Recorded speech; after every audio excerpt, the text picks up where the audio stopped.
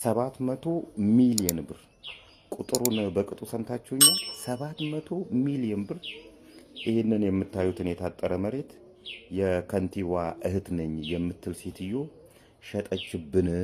እባክህ ድምፁ ነን አለኝ። ቁጥሬን በሰው አግኝቶት ነው እንደዚህ የሚለኝ። እኔ ድምፁ ነሃለሁ፣ ነገር ግን 700 ሚሊዮን ብር ስለመሸጡ ምንድን ነው ማስረጃ?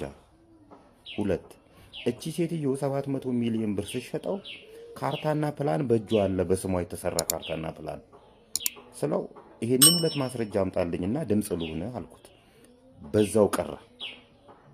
ይሄንኑ ቃል ተጠቅሞ ጋዜጠኛ አርያ ስላሴ የከንቲባ እህት ነኝ የምትል እቺ ሴትዮ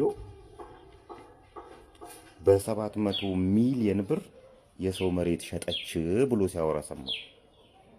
ይሄ መሬት እንግዲህ ሳር ቤት ነው ያለው። ሳር ቤት ካናዳ ኤምባሲ ጋር ነው ያለው። ግማሹም በኮሪደር ተነክቷል። እነዚህ ሰዎች የሚኖሩት ውጭ ሀገር ነው። በኮሪደር በመነካቱ ምክንያት ሀገር ውስጥ ላለች እህታቸው 20 ሚሊዮን ብር ተስማምተው እንዲሰጣት ተደርጓል። በተጨማሪ ካሳንቺስ ላይ አንዳንድ ቤት ውሰዱ ተብለው ይርቀናል ብለው እምቢ ብለዋል። ይሄ በተደረገበት ሁኔታ ሸጠች የተባለችዋ ሴትዮ ተሸጠብን የሚሉት ሰዎች የከተማ አስተዳደሩ፣ ጋዜጠኛ አርያ ስላሴ እና የክፍለ ከተማ ሰዎች በተገኙበት መች ነው እኔ የከንቲባዋ እህት ነኝ ያልኩትና 700 ሚሊዮን ብር መሬት የሸጥኩት ብላች ሴትዮ እንትጠይቃቸዋለች። ሶሪ የሰፈር ሰው ሲል ሰምተን ነው። አሉባልታ ነው እንዴ?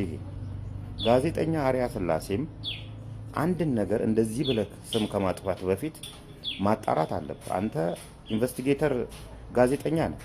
ብዙ ነገሮች ካንተ ተምረን።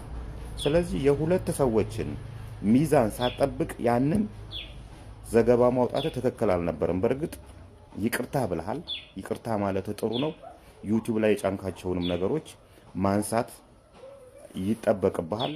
አንዳንድ ያልተረጋገጡ ወሬዎች ሰዎች የራሳቸውን ጥቅም ለማስጠበቅ ሲሉ ወደ ሶሻል ሚዲያ ይዘው የሚወጡትን ነገር ለሌላም ጊዜ እንድታጣራ ጠይቀሃለሁ አርያ ስላሴ።